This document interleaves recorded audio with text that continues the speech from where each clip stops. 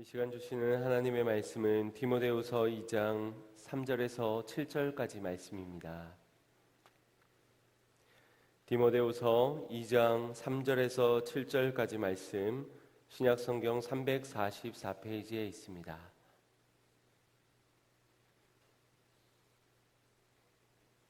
디모데후서 2장 3절에서 7절 말씀 제가 봉독해 올리겠습니다. 내가 그리스도 예수의 좋은 군사로 나와 함께 고난을 받을지니 군사로 다니는 자는 자기 생활에 얽매이는 자가 하나도 없나니 이는 군사로 모집한 자를 기쁘게 하려 함이라. 경계하는 자가 법대로 경계하지 아니하면 면류관을 얻지 못할 것이며 수고하는 농부가 곡식을 먼저 받는 것이 마땅하니라. 내 말하는 것을 생각하라. 주께서 범사에 내게 총명을 주시리라. 아멘. 할렐루야. 오늘도 하나님의 크신 은혜가 있기를 간절히 소망합니다. 온라인으로 가정에서 함께 예배하는 곳에서도 주의 임재가 거하기를 간절히 소망합니다. 범죄학 교수로 저명한 하버드 대학의 제임스 윌슨 교수가 심리학자인 조지 켈링과 함께 1982년도에 깨진 유리창 이론이라는 이론을 발표하였습니다. 혹시 들어보신 적이 있으십니까? 이 이론은 건물의 깨진 유리창을 그대로 방치해 두게 되면 그 건물 전체도 곧 쉽게 망가지게 된다라는 그런 이론입니다. 이를 증명하기 위한 실험을 하였는데 실제 치안이 허술한 그런 골목에 차량 2대를 두고 모두 다 동일하게 본넷들을 열어두었습니다. 그리고 차량 한 대에는 그 창문을 조금 깨트려진 상태로 두게 됩니다. 약 일주일이 지난 후에 두 자동차의 상태를 확인하게 되었는데 확연한 차이를 눈으로 시간으로도 확인할 수 있도록 이 창문이 약간 깨어진 차가 형편없이 망가지게 된 것입니다. 그 차에는 낙서가 가득했고 차량이 훼손이 심하게 되었으며 가져갈 수 있는 것은 배터리, 타이어, 가져갈 수 있는 것은 다 빼가고 난 그런 흉물스러운 철물만 남게 되었다고 합니다. 이후 이 깨진 유리창 이론을 흉악 범죄가 가득한 뉴욕 도시의 도시 운영에 도입을 하게 됩니다. 그래서 지하철 6,000대의 전동차에 그려졌던 낙서들을 지우기 시작하였는데 놀랍게도 범죄율이 주춤하기 시작하더니 3, 4년이 지난 후에는 절반 정도의 범죄율로 떨어지게 되었다고 합니다. 그래서 1994년 뉴욕 시장이었던 루돌프 줄리아니 시장은 이 이론을 방범 정책에까지 도입을 하게 됩니다. 작고 사소한 신호 위반이라든지 무임승차 같은 음주운전 같은 이런 사소한 범법 행위부터 철저히 단속을 시작하게 되었고 놀랍게도 전체 범죄가 75%나 줄어들게 되는 그런 좋은 결과를 얻게 되었습니다.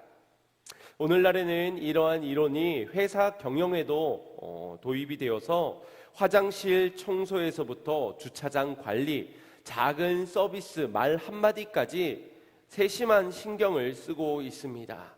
이처럼 사회 전반적으로 이 깨진 유리창 이론을 도입을 하면서 이전보다 더 나은 결과들을 마주하게 되었다라는 것입니다. 그런데 우리가 이 이론을 우리의 신앙에도 한번 대입해 보아야 되는 것이 아닌가라는 생각을 하게 됩니다. 사실 이 이론은 하나님의 말씀을 통해 이미 오래전부터 강조되어 온 바가 있는 그러한 이론입니다. 잠언 4장 23절 말씀을 보시겠습니다. 무릇 지킬 만한 것보다 더욱 내 마음을 지키라. 생명의 근원이 이에서 남이니라. 여러분, 마음이 중요합니까? 생명이 중요합니까? 말해 뭐합니까? 생명이 중요하지요. 그런데 마음을 지켜라. 그 마음에서 생명의 근원이 난다라고 말하고 있습니다. 결국 우리의 마음이 인생의 유리창으로 비유를 하곤 하는데 그 인생의 유리창인 마음의 작은 균열을 우리가 그냥 방치해두고 그 마음에서부터 지켜가지 않았을 때의 그 균열은 그의 인생을 전반적으로 망가뜨려 버릴 수 있을 만한 강력한 힘을 지니고 있다는 것입니다. 이스라엘 역사를 보더라도 그 마음에서 은혜를 놓치고 말씀을 붙잡지 않음으로 인하여서 그들의 마음 안엔 불만과 불평이 자리 잡게 되었고, 결국 하나님을 떠나 이방신을 섬기게 되는, 결국 하나님의 약속을 잊고 저들의 방법대로 육신의 정욕을 따르는 선택들 가운데서 광야에서 심판을 당하게 되는 지경까지 이르게 되었습니다. 이와 같은 대표적인 성경의 인물이 솔로몬이라고 생각되어집니다. 그의 인생을 보면 그가 다윗 왕으로부터 모든 이제 권력들, 명예들, 그런 부유함을 다 물려받게 되고, 또 그가 처음 왕으로부터 처음 출발할 때에는 그의 마음이 하나님 보실 때의 기쁨이 있는 합한 그런 마음이었습니다. 그래서 하나님께 단을 쌓고 일천 번제를 드리는 그런 솔로몬을 기쁘게 여기시며 무엇을 너에게 들어줄까 소원을 아뢰게 되지요. 그때 솔로몬은 그의 마음에 있어서 하나님의 백성들을 잘 통치할 수 있는 지혜를 요구하게 됩니다. 그만큼 하나님 보실 때 그의 마음은 온전했습니다. 그래서 그 지혜뿐만 아니라 부와 명예와 권력 모든 것을 더해주기도 하셨지요. 하지만 모든 것을 누리게 된 솔로몬의 마음에 차츰 교만함이 자리 잡게 되고, 그 마음의 작은 균열이 어느덧 자신의 인생의 전반적인 균열까지 일어나게 되는 것을 보게 됩니다.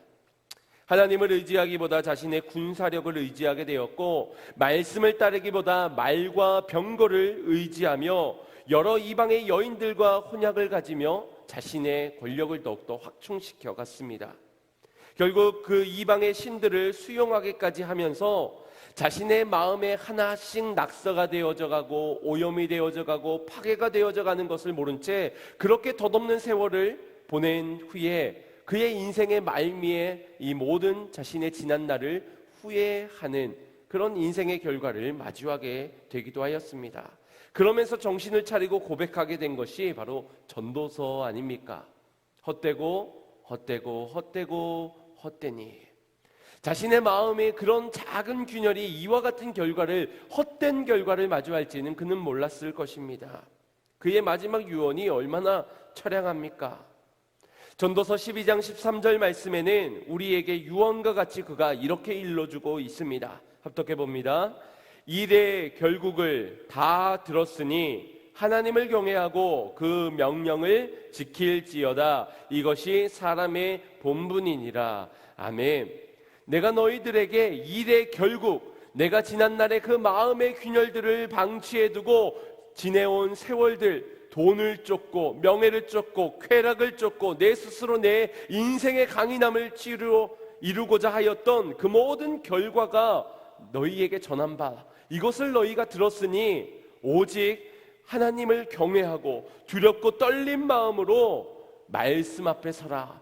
그 마음에서 말씀을 지켜가라. 이것이 사람의 본분이니라 라고 말을 전하고 있는 것입니다. 사랑하는 성도 여러분, 혹시 여기 계신 여러분들 중에 마음의 균열, 상처, 흠집, 금이가 있는 마음은 없으십니까? 나도 모르는 사이에 어느덧 나의 마음을 지배하고 있는, 나를 오염되게 만든 그런 균열은 없습니까? 그것을 그냥 그대로 방치해 두었다간 더 큰 분열로 우리의 인생에 더 이상은 회복의 단계로 나아갈 수 없을 만큼 무너지게 된다는 사실을 기억하시길 바랍니다. 바라기는 오늘 이 자리 가운데 주님의 초청 가운데 예비된 은혜가 있으니 그 모든 은혜로 그 모든 찢겨진 상처, 금이 간 균열들이 주님 안에서 치유되는 은혜가 있기를 간절히 소망합니다. 누구도 알지 못했던 그 작은 틈, 나조차도 발견하지 못하였던 그 작은 틈이 오늘 이 시간 거룩하신 주의 보혈의 은혜로 말미암아 덧입혀지는, 치유되고 보수되어지는 은혜가 있기를 주님의 이름으로 축원드립니다. 그래서 어떤 사단의 유혹과 공격에도 그 마음과 생각에서 하나님의 말씀이, 하나님의 은혜가 지켜지기를 소망합니다. 지난주 부모님의 심정을 가지고 바울이 사랑하는 영적 아들 디모데를 향하여서 두 가지의 권면을 한 것을 기억하고 계실 겁니다. 하나는 강하라. 어디서 강하라? 은혜 안에서 강하라. 네가 수고하고 땀을 흘려 강함을 취하는 것이 아니라 은혜 안에서 약한 자를 강하게 하시는 그 은혜 안에서 강하여라 라는 권면과, 또 하나는 모든 여러 증인들 앞에서 충성되이 인정되는 자들에게 가서 부탁하라. 다른 사람들에게 이와 같은 진리를 전할 수 있는 충성된 자들을 부탁하라 라는 권면, 두 가지 권면을 나누었습니다. 그 강한 자에게 약한 자들을 맡기셨고 충성된 자에게 더 많은 것을 맡겨주시는 그 주님이시라 전하였습니다. 그래서 한 주간 여러분, 은혜 안에서 강한 자로, 충성된 자로 더 많은 것을 감당하는 한 주를 보내셨습니까? 아니면 이전하고 똑같은 삶을 보내셨습니까? 말씀을 듣고 결단하였던 우리의 지난 시간이 과연 그 말씀대로, 결단한 대로 지난 한 주간 은혜 안에서의 강함을 얻기 위해 늘 은혜 안에 머물고, 또 내가 충성된 자가 되어 더 많은 것을 가르치고 전할 수 있는 자가 되기를 여러분 얼마나 수고하고 노력하셨습니까? 그것을 점검해 보는 가운데 혹시 여전히 두려움 가운데, 여전히 고난 가운데, 여전히 약함 가운데 머물러 계시지는 않으셨습니까? 누가 말하는 것에 따라서 흔들리고 상황과 환경에 따라서 괴로워하며, 혹시 옆에 있는 약한 자를 돌아보지 못하는, 나도 약한데 누군 약한 자를 돌아보겠냐고 그렇게 어떤 기도도 하지 못한 모습이지는 않으셨습니까? 그런 우리의 약함을 한번 생각해 두면서 사도 바울은 이 디모데에 처한 현장 가운데서 그의 마음의 낙심됨을 알았기에 이 3절에서부터 오늘 본문 7절까지의 말씀을 통하여서 다시 한 번 더 앞서 전하였던 강한 그리스도인, 충성된 그리스도인의 모습을 세 가지의 이미지를 들어 설명하면서 다시 한 번 더 그에게 권면을 하고 있습니다. 그 세 가지의 이미지 중 첫 번째 이미지는 바로 군사의 이미지입니다. 3절 4절 말씀 합독해 보겠습니다. 시작. 내가 그리스도 예수의 좋은 군사로 나와 함께 고난을 받을지니 군사로 다니는 자는 자기 생활에 얽매이는 자가 하나도 없나니 이는 군사로 모집한 자를 기쁘게 하려 함이니라. 아멘. 여러분, 여기에서의 좋은 군사의 이미지를 여러분 떠올린다면 무엇이 가장 생각나십니까? 하늘나라의 군대, 아니면 전신갑주를 입은 그런 군사, 이런 이미지들이 떠오르실 텐데, 사도 바울이 이 군사를 언급함에 있어서 떠올렸던 이미지는 아마도 당대에 가장 강인했던 군사인 로마의 군사, 로마의 군인을 떠올리며 이 말을 전하였을 것입니다. 헬라 문화에 능통하였던 사도 바울은 로마의 시민권자로 이 로마가 강인할 수 있었던 힘의 근본이 어디에 있었느냐, 바로 이 강인한 군대에 있었다는 것을 누구보다 잘 알고 있었을 것입니다. 이 강인한 군사를 배출해내기 위해서 군대에서 얼마나 전략적으로, 얼마나 체계적으로 훈련과 전략을 가르쳤는지 강인한 군사가 배출되는, 양성되어지는 모든 과정들을 알았을 것이고, 세상 그 어떤 군사보다 강인한 군사로 길러내고 있다는 것을 알았을 겁니다. 무엇보다도 감옥에 갇혀져 있던 사도 바울의 눈에 보여지는 저 무장한 군사, 그 군사의 강인함과 용맹스러운 그 모습을 보면서 이 서신서에 군사라는 이미지를 언급하였을 것입니다.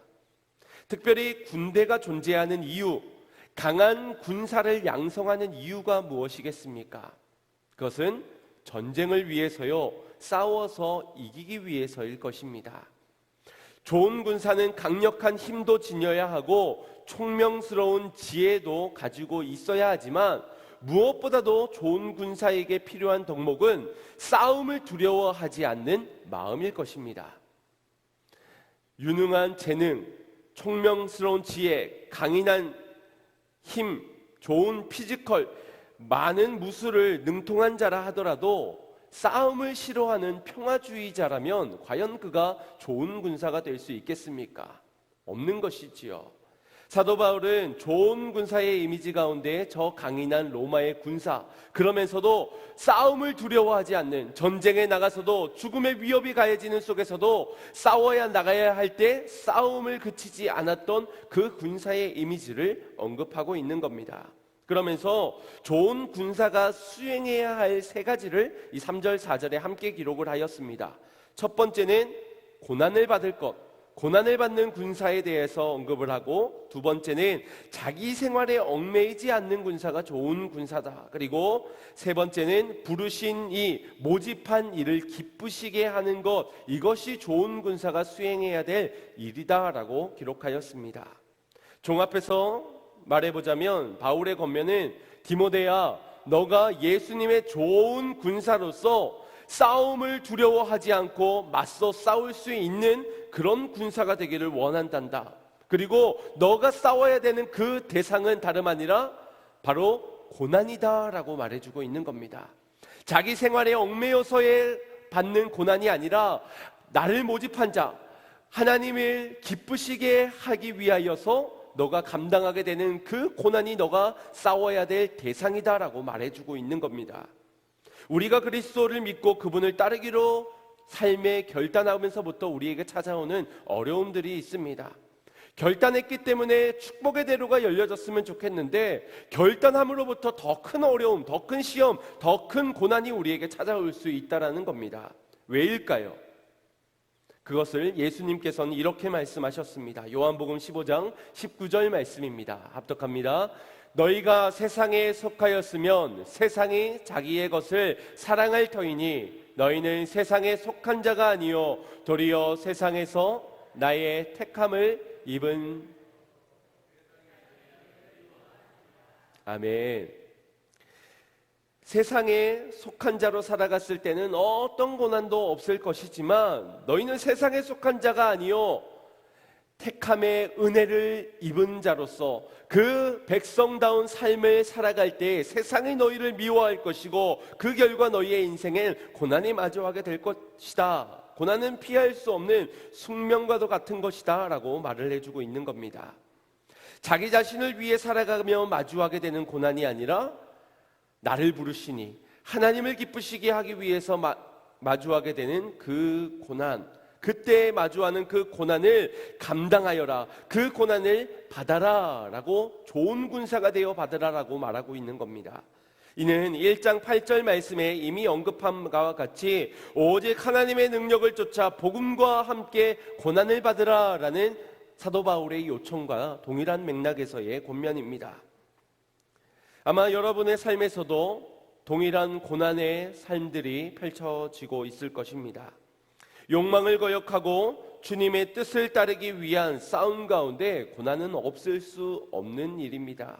만약 우리 가운데 나는 고난이 없습니다, 나는 아주 살기 좋습니다, 나는 바람 한 점 없는 평탄한 하루를 살아가고 있습니다 라고 하는 분이 계시다면 그것은 축복을 많이 받았기 때문이 아니라 신앙의 영적 싸움을 싸워가지 않고 있다는 한 가지의 이유와 또 한 가지의 이유는 이 내가 주님을 기쁘시게 하기 위하여서 선택한 이 믿음의 선택 가운데 마주한 이 고난을 즐겁고 기쁨 가운데 마치 어쩌다가 우연히 되어진 일이 아니라 숙명과도 같은, 사명과도 같은, 그래서 내가 감당해야 하는 그 고난을 생활처럼 여기고 있는 이 둘 중에 하나일 것입니다.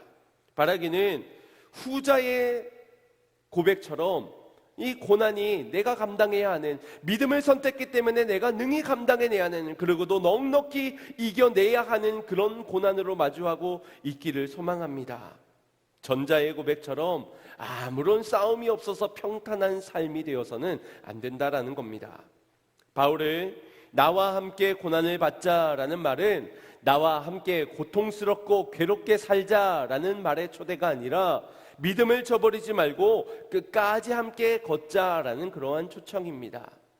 앞서 선한 싸움을 싸우자, 복음과 함께 고난을 받자, 예수님의 좋은 군사가 되자, 자기 생활에 얽매이지 말고 하나님을 기쁘시게 하는 자가 되어라, 이와 같은 여러 가지의 권면들을 하고 있지만 결국 이것은 한 가지입니다.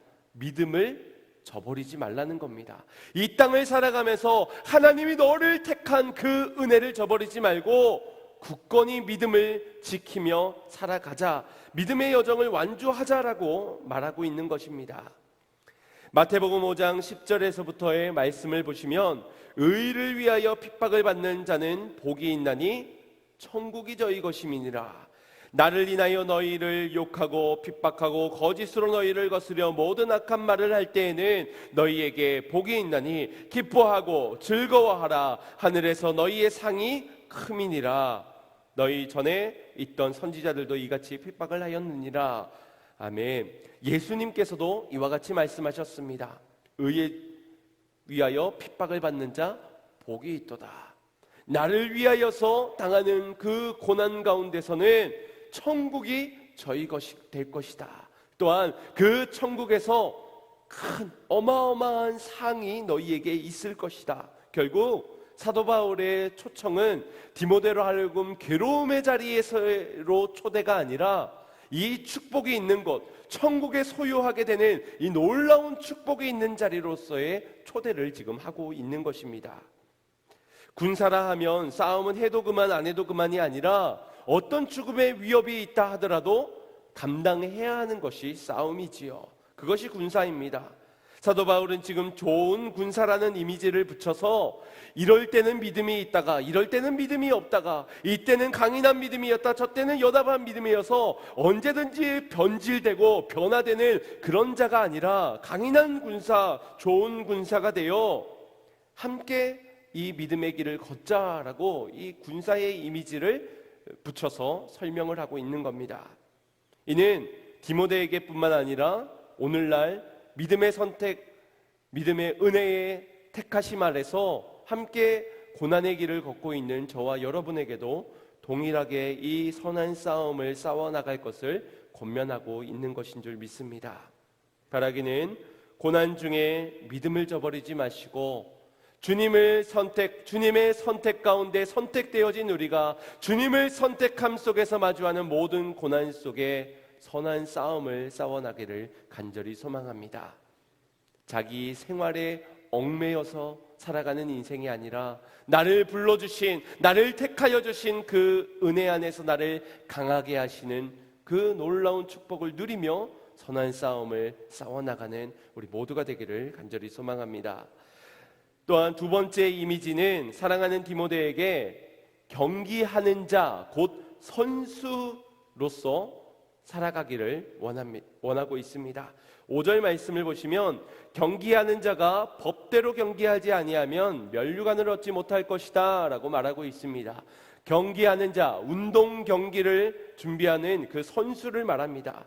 당시의 이미지로는 아마 아테네 올림픽과 같은 올림픽에 출전하는 선수를 생각했을 겁니다. 오늘날에는 다양한 경기의 선수들이 있겠지만 그 당시만 하더라도 경기하는 자는 그런 올림픽 모든 각지에서 정말 능력이 출중한 자, 손에 꼽는 자, 오랜 수련과 훈련을 거쳐서 고된 시간을 거쳐내서 길러진 그 사람이 이 한 번의 승리를 위하여서 경기에 임하던 그 올림픽을 떠올렸을 것입니다. 단 한 번의 경기를 위해서라도 수개월, 수년의 시간들을 들여서 연습과 훈련을 반복하며 오직 승리만을 위하여서 이 모든 시간들을 견디는 겁니다. 그런데 그렇게 경기를 준비하는 선수에게 찾아오는 유혹의 순간이 그때에도 있었을 것이고 오늘날에도 있었을 것입니다. 그 유혹은 다름 아니라 정한 규칙을 어기는 반칙의 유혹입니다. 정해진 규칙을 지키는 것, 그것이 경기하는 자의 의무입니다. 이를 모르는 선수는 아마 한 사람도 없을 겁니다. 경기를 하기 위해서는 그 경기의 규율을 알고 그것을 어기면은 패하게 되고 지키는 가운데 이겨야 그것이 진정한 승리라는 것을 모르는 사람이 없다라는 겁니다. 그러나 그런 이들에게 사람을 속일 수 있게 된다라는 생각이 들었을 때는 이 마음이 유혹을 당하게 되는 겁니다. 약물이라든지 아니면 저 심판의 눈을 속여서 승리를 거머쥘 수 있다라는 검은 유혹이 찾아오는 것이지요. 만약 그렇게 부정한 방법으로 경기를 치르면 경기는 이길 수 있을지 모릅니다. 그러나 그것이 발각되었을 때는 결국 그 모든 승리를 빼앗기게 되는 것이지요. 승리만 빼앗기게 되는 것이 아니라 자신이 쌓아올렸던 모든 커리어, 명예, 모든 것들이 다 추락하게 되고 선수 자격까지 박탈당하게 되는 것입니다. 우리가 믿음의 여정을 걸어가면서 이와 같은 무수히 많은 유혹들을 당하게 될 것입니다. 아주 달콤한 유혹으로 결과가 지금보다 더 좋아질 것이라고 속삭일 것이고, 다른 사람들에게는 다 들키지 않을 것이라고 속삭일 겁니다. 그리고 그렇게 얻게 된 승리는 모든 사람들이 다 부러워할 만한 승리요, 더 이상 너의 인생에 고난은 없다, 힘겨운 나날은 없다, 이것을 선택하는 순간 더 이상 그렇게 연습과 훈련, 고된 시간을 보내지 않아도 된다라는 아주 달콤한 유혹으로 찾아오게 될 겁니다. 그러나 속지 말아야 할 줄 믿습니다. 과정을 무시하고 결과만 좋으면 된다라는 세상의 방식, 그것은 사단의 속삭임입니다. 우리 그리스도인에겐 저들에게 없는 하나님의 법이 있지 않습니까? 눈에 보여지지 않지만 우리에게 무엇보다도 강력한 하나님의 법이 존재하는 것입니다. 남들은 모를 거짓말도 우리는 해서는 안 되는 것이지요. 모든 사람들이 다 행하는 불이라 하더라도 우리만큼은 따를 수 없는 것입니다. 그만큼 하나님의 법 앞에서는 어떤 것으로도 타협되어서는 안 되는 것입니다. 예수님께서도 십자가를 지시기 전 할 수만 있다면 이 잔을 내게서 옮겨 주시옵소서라는 기도를 드렸습니다. 그만큼 피하고 싶은 길이 이 길이었습니다. 지름길이 있다면 주님, 내가 저들을 구원하기 위해서 죽어야 되는 것은 알겠는데 그래도 지름길이 있다면 이 잔을 좀 피해서 그 길을 걷고 싶습니다. 그만큼 괴로웠던 것이지요. 고통스러운 십자가의 길이었습니다. 피하고 싶은 싸움이었다는 겁니다. 그럼에도 주님은 하나님이 정한 법을, 하나님이 정한 규율을, 그 길을 걸어가셨습니다. 내 뜻대로 마옵시고 아버지의 뜻대로 하옵소서, 아버지의 규칙대로 하겠습니다 라는 그런 고백을 드리면서 십자가의 길을 걸어가신 것입니다. 결국 그렇게 걸어간 길을 통하여서 얻게 된 의의 면류관, 그 생명의 면류관, 그리고 우리가 걸어가야 될 그 길이 몸소 되어 주신 것입니다. 만약 그분께서 다른 지름길로, 다른 방법으로 달콤한 유혹에 빠졌다면 어떻게 되었겠습니까? 면류관은 얻을 수 없는 것이지요. 우리 역시도 아버지의 뜻대로가 아니고서는, 주님이 정하신 그 길, 그 도대로가 아니고서는 우리는 면류관을 얻을 수 없다는 사실을 기억해야 할 것입니다. 다른 길 어디 없나 둘러보지 마십시오. 없습니다. 다른 길 어디 있다고 누가 이야기하는 것 같은데 쫑긋 귀를 기울일 필요 없습니다. 오직 우리가 살 길은 이 성경 말씀, 유일한 말씀에 밖에 기록이 되어 있지 않는 것입니다. 북이스라엘 아합 왕 시절에 엘리야와 이 아합 왕 사이에 영적 전투가 벌어지게 되었습니다.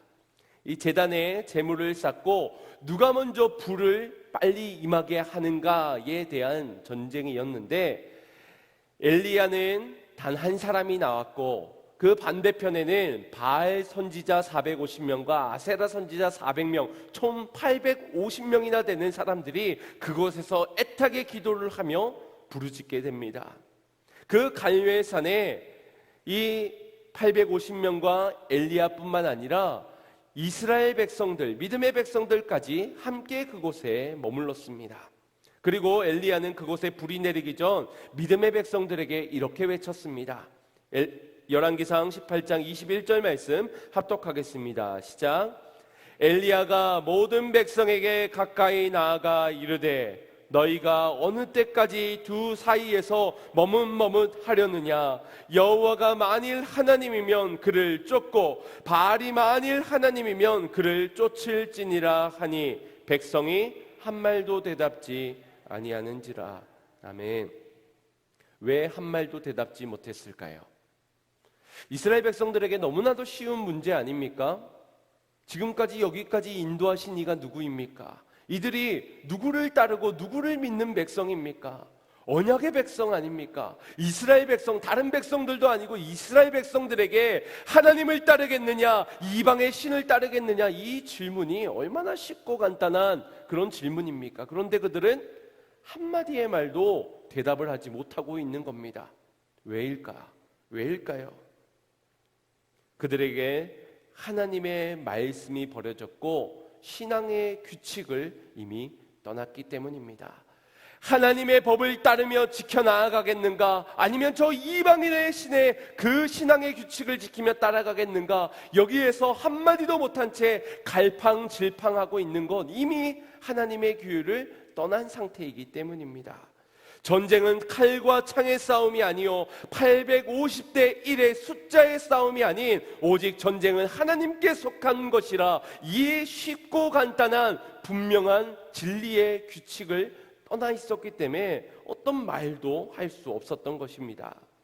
결국 엘리야는 하나님께 기도를 드림으로 하늘에서 불이 임하여 그 모든 번제물을 태우게 되고 그 바알 선지자와 아세라 선지자들 모두 잡아 처형을 하게 되었습니다. 사랑하는 성도 여러분, 하나님의 법, 신앙의 규칙을 떠나지 마시길 바랍니다. 세상에 어떤 달콤한 유혹이 있다 하더라도 내가 지금 이 고난을 어떻게 쉽고 빠르게 벗어날 수 있다 하는 속삭임이 있다 하더라도 우리는 정도를 걸어가야 합니다. 때로는 채찍이, 때로는 조롱이, 때로는 멸시가 있다 하더라도 주님이 걸어가신 그 길을 따라서 우리가 주님의 도를 지켜가며 그 길을 따라가야 될 줄 믿습니다. 흔들리지 마시길 바랍니다. 다윗이 그 정한 시간에 사람들이 다 볼 수 있는 그 자리에서도 창문을 열고 예루살렘을 향하여서 바라보며 기도하였던 그 신앙의 규칙을 지켜갔던 것처럼 우리의 인생에도 동일한 규칙을 지켜질 때 하나님이 우리의 인생을 책임지실 줄 믿습니다. 하나님이 우리에게 면류관을 안겨주실 줄 믿습니다. 아무리 시대가 변했다 하여도 세상이 약해졌다 하여도 유혹이 아무리 달콤한들 우리가 분명히 바라봐야 할 것은 표대 대신 예수 그리스도요 그 길로만 나아가야만 면류관이 있다라는 사실. 우리가 걸어가야 할 길은 오직 예수, 오직 예수, 오직 예수. 그 길을 따라 걷는 저와 여러분이 되기를 간절히 소망합니다.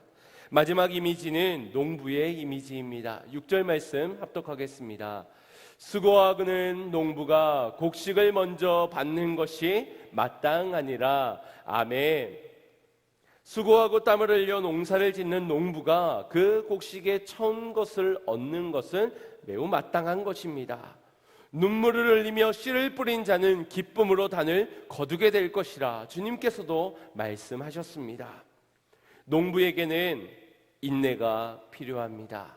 결실의 때가 올 때까지 오늘을 수고할 수 있는, 기다릴 수 있는 인내가 무엇보다 필요하다는 겁니다.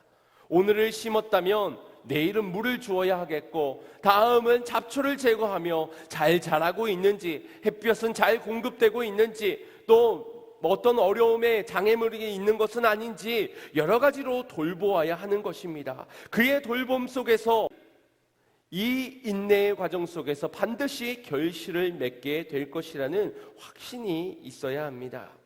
오늘날 같은 시대에서는 작은 수고에도 금방 좋은 결과를 얻기를 바라는 마음이 간절합니다.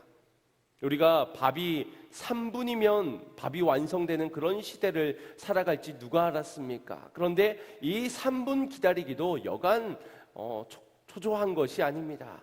여러분 핸드폰에 무엇을 검색했는데 10초 동안, 단 10초 동안 무응답이라고 해보십시오.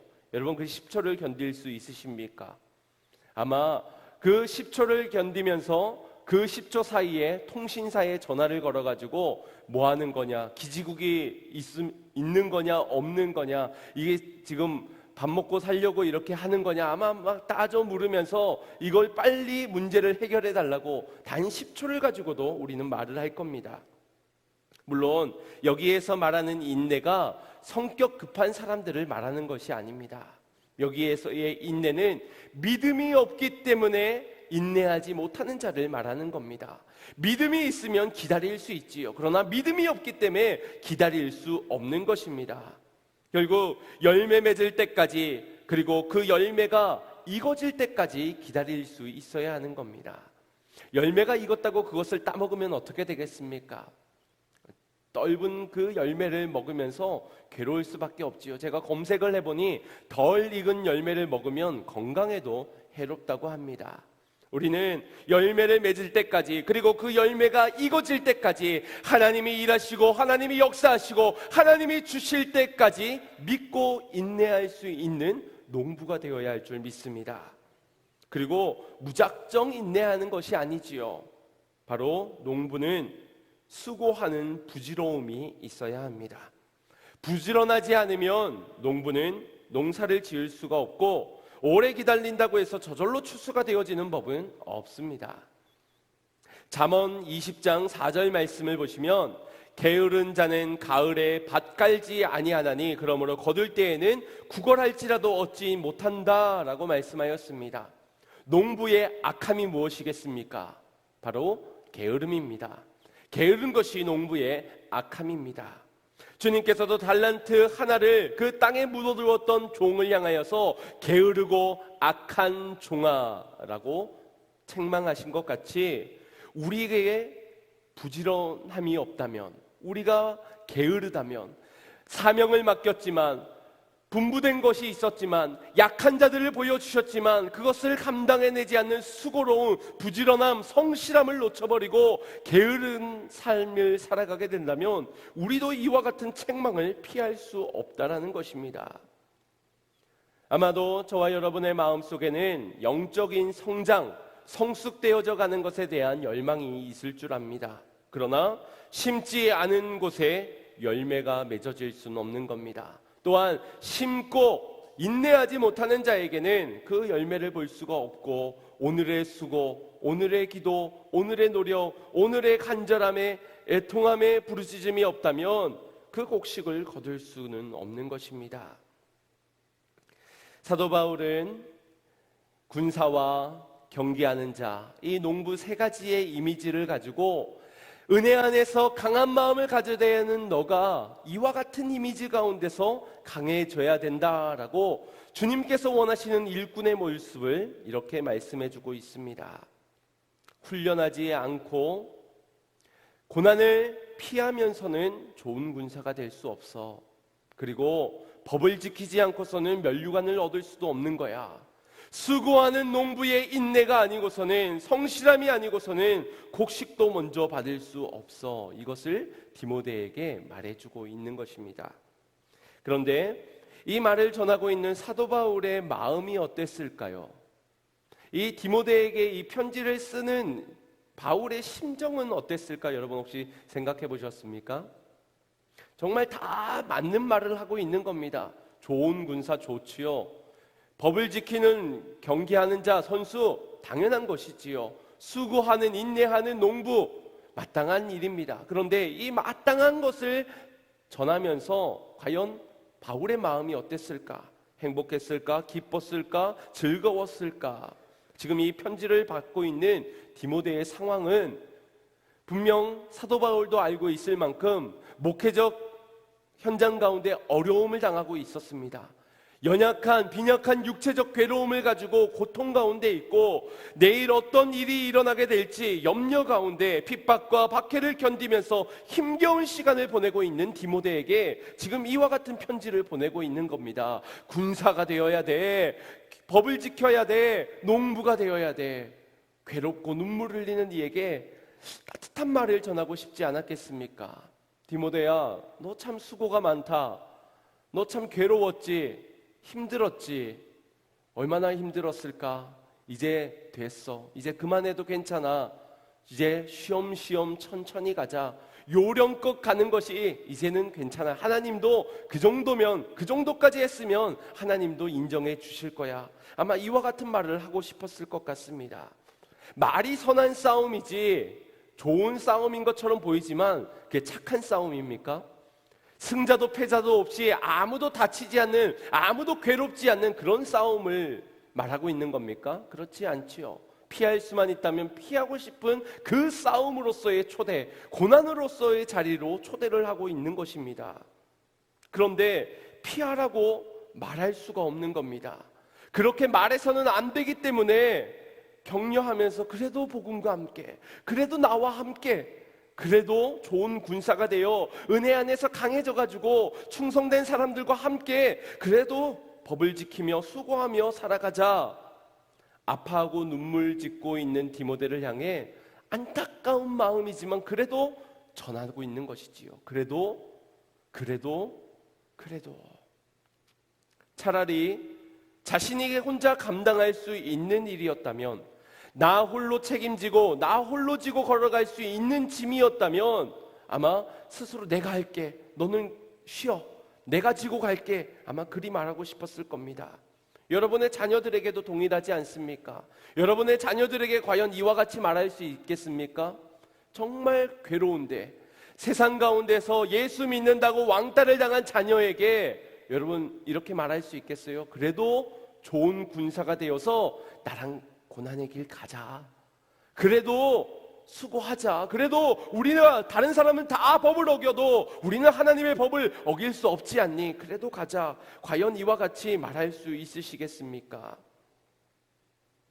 내가 할게, 내가 대신할게, 이 말이 입 밖으로 나오지 않겠습니까? 하지만 선한 싸움은 양보하고 배려하고 존중해줘서 내가 혼자서 져야 하는 싸움이 아닙니다. 반대로 내가 양도하고 나누어주고 미뤄서 저들이 해야 하는 싸움도 아닙니다. 하나님의 편에 서 있다면, 하나님의 은혜를 입었다면 모두가 함께 하나님 편에서 감당해내야 하는 싸움이 이 선한 싸움이요, 고난 중에 지켜야 하는 믿음이라는 것입니다. 자녀들이 힘들다고, 힘들어한다고, 반항한다고, 거절한다고, 저들의 인생도 괴로우니까 에휴, 신앙의 짐은 조금 덜어줘야지, 언젠간 되겠지, 내가 대신 짐을 지고 내가 기도할게, 내가 대신 신앙에 봉사하면서 너희는 안 해도 돼, 내가 다 심을 테니 너희는 거두기만 해. 아니요, 함께 싸워가야 하는 선한 싸움이라는 겁니다.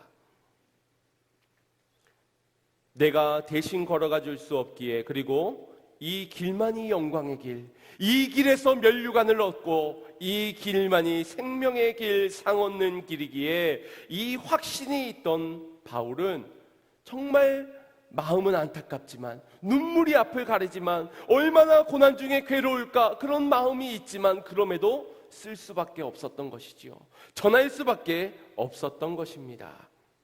그래서 더욱 디모데가 그 은혜 안에서 강해지기를 바랬던 것이고, 그래서 충성된 사람들과 함께 이 길을 걸어가기를 무엇보다도 바랬던 것입니다. 그런 그가 오늘 7절 말씀에 이렇게 권면하고 있습니다. 합독하겠습니다. 내 말하는 것을 생각하라. 주께서 범사에 내게 총명을 주시리라. 아멘. 지금까지 너에게 말한 그리스도 예수의 좋은 일꾼의 모습을 내가 세 가지의 이미지를 들어 너한테 말해준 것, 그 조건과 그 내용들을 생각해 보라는 겁니다. 이것이 축복인지 아닌지, 무엇이 축복인지 생각하여라. 이 권면이 정말 누구를 위한 권면인지 생각하여라. 하나님의 뜻이 무엇인지 생각하여라. 하나도 놓치지 않고 생각하여라. 하나님의 말씀을 그 마음에서 생각하여라. 그런데 이 생각하라는 말 뒤에 붙은 것이 무슨 축복입니까? 주께서 너에게 총명을 주시리라. 총명, 이것을 신앙적으로 보자면 분별력입니다. 세상에서 무엇이 축복인지 분별할 수 있는 자의 축복을 누가 주신다고요? 누가 주신다고요? 바울이? 아니면 사람이? 부와 명예가? 아니요, 하나님이 주신다고요. 은혜 안에서 강하여라 라는 같은 맥락에서 지금 사도 바울은 주께서 너에게 이와 같은 영적 분별력으로 무엇이 옳은지 너에게 생각나게 하실 것이다. 하나님이 어디로 가야 생명길인지 너에게 총명을 주어서 그 길로 가게 하실 것이다. 주께서 너를 도울 것이니 좋은 군사로, 법을 지키는 선수로, 수고하는 농부의 길을 포기하지 말고 믿음을 지키며 걸어가거라. 하나님이 하실 줄 믿으시길 바랍니다. 사랑하는 성도 여러분, 주님께서 오늘 저와 여러분을 원하고 계십니다. 저 잘나가는 사람들, 저 강인한 사람들, 딱 봐도 승리할 수 있을 만한 그런 아주 눈에 보기에도 승리라고 쓰여 있는 좋은 군사라고 쓰여 있는 그런 사람들에게 부탁하지 아니하시고 때마다 넘어지는, 때마다 힘겨워하는 고난 중에 어떠면 이 고난을 피할 수 있을까를 발버둥치며 찾고 있는 우리 같은 나약한 자들에게 주님은 초청을 하고 계신 겁니다. 내가 너를 원한단다. 너가 좋은 군사가 되어라. 너가 법을 지키는 경계하는 자가 되어라. 너를 위한 면류관이야. 너를 위해 곡식을 줄 터이니 수고하는, 인내하는 농부가 되어라. 주님은 오늘 저와 여러분을 찾고 계십니다. 단 한 가지 이유, 사랑하기 때문입니다. 사랑하시기 때문에. 우리가 어떤 고난이 놓여 있는지 몰라서가 아니라 알고 있지만, 힘들겠지만 사랑하기 때문에. 오늘 주님이 나같은 연약한 자를 좋은 군사로 세우시고 면류관을 얻은 설수로, 곡식을 거두는 농부로 나와 함께 걷지 않은 주님의 사랑의 음성 가운데 모두 순종하며 따를 수 있는 그런 성도님들 다 되시기를 주님의 이름으로 축원드립니다. 우리 같이 말씀을 생각하며 찬양으로 고백하고 결단의 기도 드리겠습니다.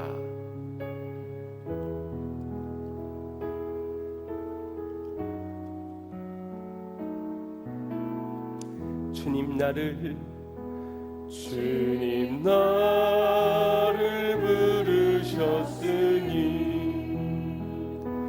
주님 나를 부르셨으니,